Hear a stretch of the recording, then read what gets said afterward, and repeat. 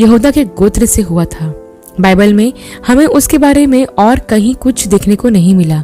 जो कुछ भी है बस इन 2 वचनों में ही है, जहां ऐसे लिखा है कि याबेस अपने भाइयों से अधिक प्रतिष्ठित हुआ और उसकी माता ने यह कहकर उसका नाम याबेस रखा कि मैंने इसे पीड़ित होकर उत्पन्न किया।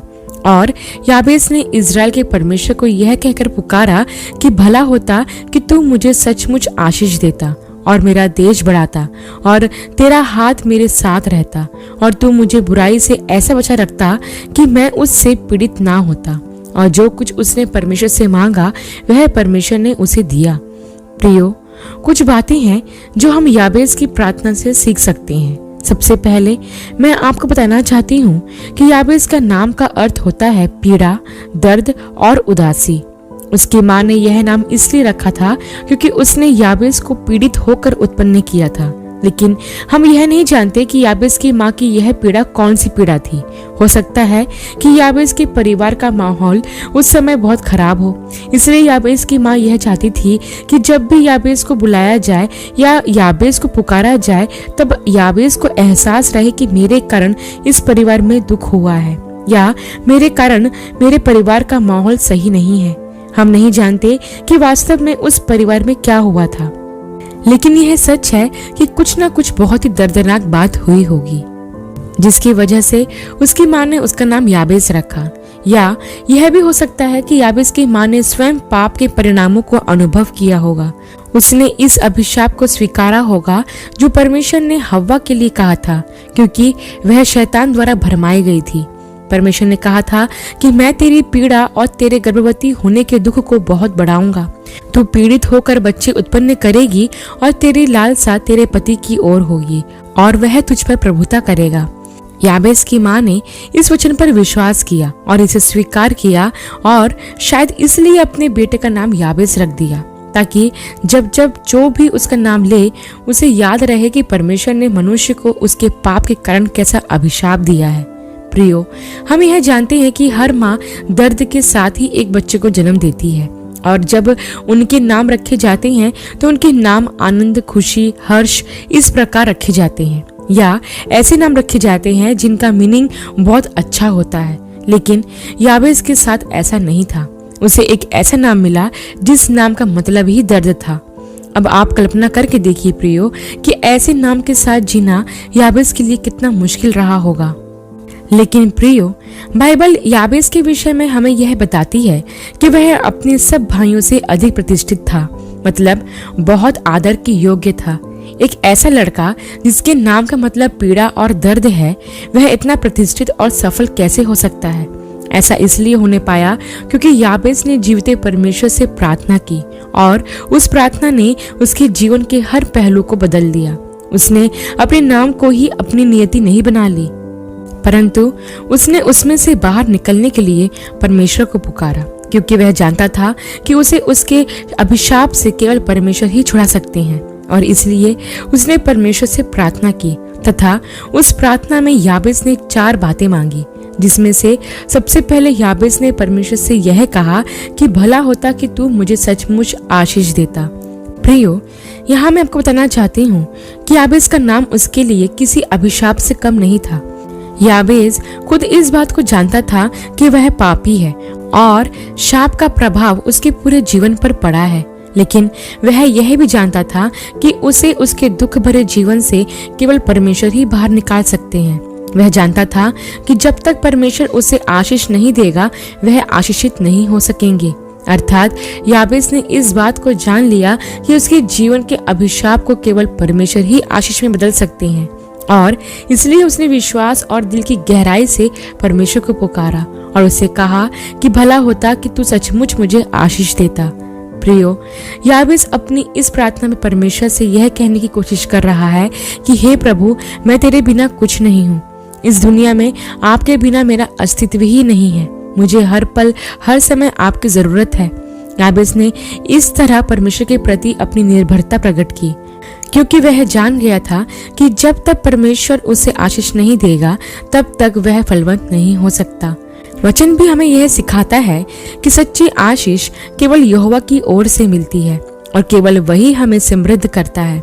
बाइबल में व्यवस्था विवरण की पुस्तक और उसके 2 अध्याय के 7 वचन में ऐसा लिखा है कि तुम्हारा परमेश्वर यहोवा तुम्हारे हाथों के सब कामों के विषय तुम्हें आशीष देता आया है। हाँ प्रियो, हमारे जीवन के हर क्षेत्र में और हमारे हाथों के हर काम पर परमेश्वर की आशीष का होना बहुत जरूरी है, क्योंकि मैंने ऐसे कई लोगों को देखा है जो दिन रात बहुत परिश्रम करते हैं, मेहनत करते हैं, लेकिन फिर भी उनके पास पैसे की घटी रहती है। उनका सारा धन जो वो मेहनत से कमाते हैं वो जैसे एक छेद वाली थैली में जाता है, मतलब वो बचता ही नहीं है। इसका कारण यह है कि उनके हाथों के कामों पर या उन पर परमेश्वर की आशीष नहीं है, क्योंकि नीति वचन की पुस्तक और 10 अध्याय के 22 वचन में ऐसा लिखा है कि धन यहोवा की आशीष ही से मिलता है और वो उसके साथ दुख नहीं मिलाता। यही वचन दूसरे अनुवाद में ऐसा लिखा है कि यहोवा की कृपा दृष्टि से समृद्धि मिलती है और वह इस कृपा दृष्टि में दुख को नहीं मिलाता। हाँ प्रियो, हर प्रकार की समृद्धि देने वाला केवल परमेश्वर ही है। एक तरह से देखा जाए तो केवल यहोवा ही आशीषों का मूल है। प्रियो, कुछ लोग ऐसे होते हैं जो बहुत थोड़ा कमाते हैं लेकिन फिर भी उन्हें कुछ घटी नहीं होती, क्योंकि यहोवा परमेश्वर की आशीष उन पर होती है।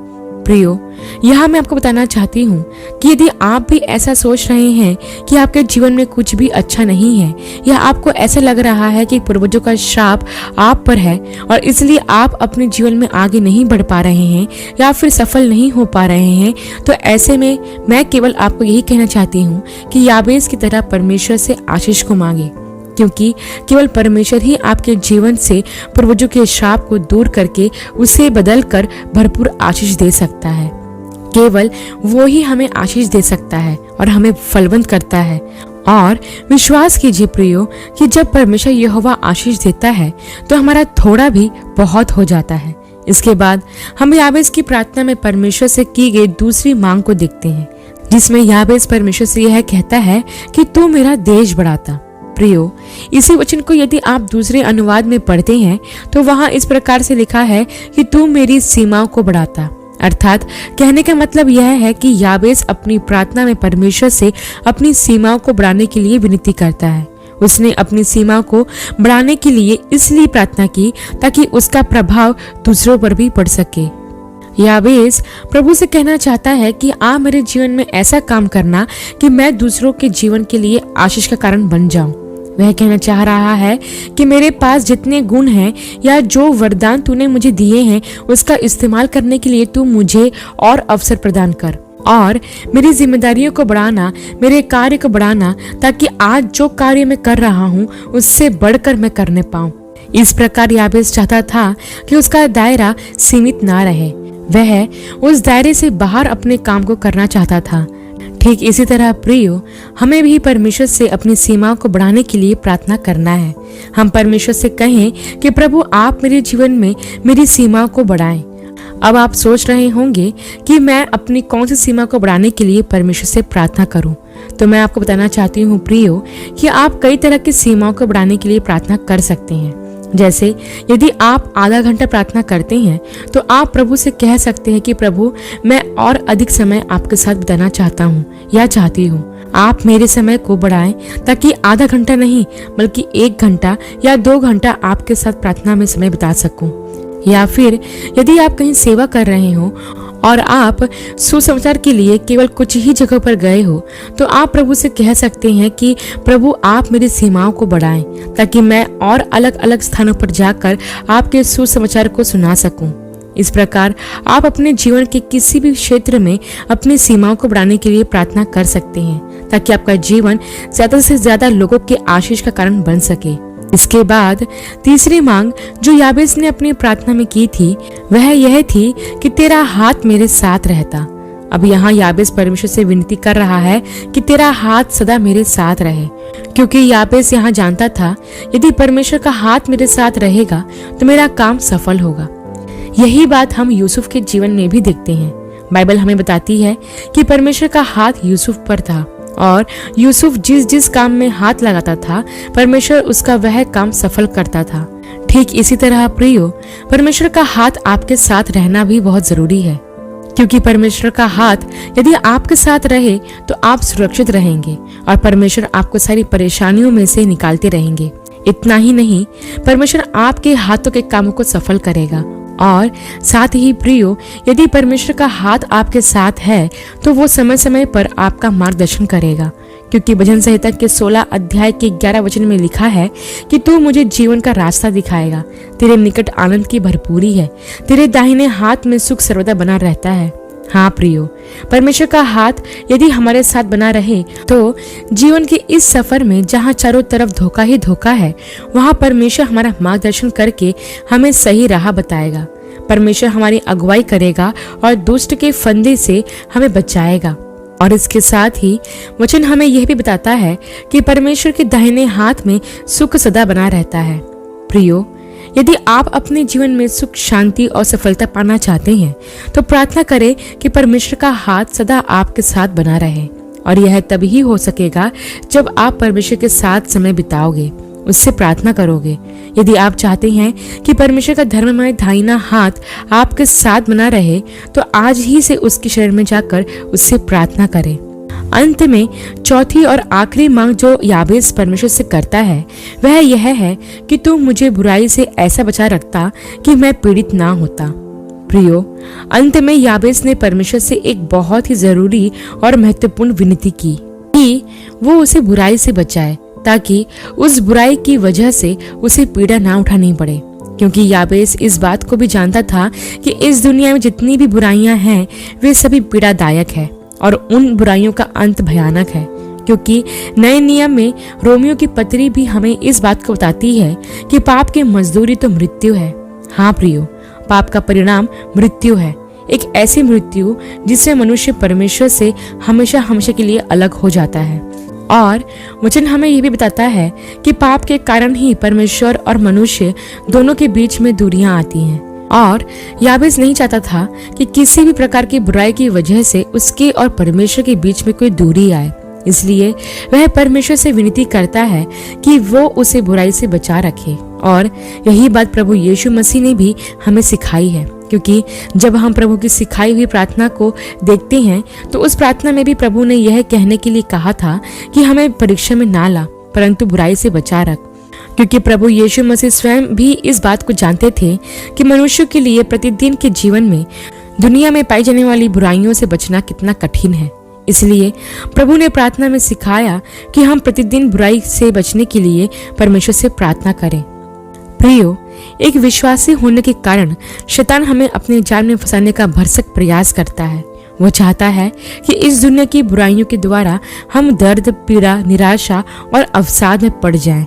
लेकिन प्रियो, केवल प्रभु परमेश्वर ही है जो हमें दुनिया की तमाम बुराइयों से बचा सकते हैं, ताकि हम कभी दर्द, पीड़ा और निराशा का सामना ना करें। इसलिए प्रियो, अपनी प्रतिदिन की प्रार्थना में परमेश्वर से यह विनती करें कि वो आपको दुनिया की हर बुराई से बचाए रखे। अंत में मैं आपको बस इतना कहना चाहती हूँ कि याबेस ने हमारे सामने प्रार्थना करने का नमूना रखा है, ताकि हम भी उसके जैसे प्रार्थना करें, जिसमें परमेश्वर प्रसन्न हो और हमें भी याबेस की तरह हमारी प्रार्थना का उत्तर परमेश्वर की आशीष के रूप में मिल सके। आशा करती हूँ प्रियो कि याबेस की प्रार्थना पर किया गया यह अध्ययन आपके लिए आशीषमय रहा होगा। अगले वीडियो में एक नए विषय के साथ आप सबसे फिर मुलाकात होगी। तब तक के लिए आप सबको जय मसीह की।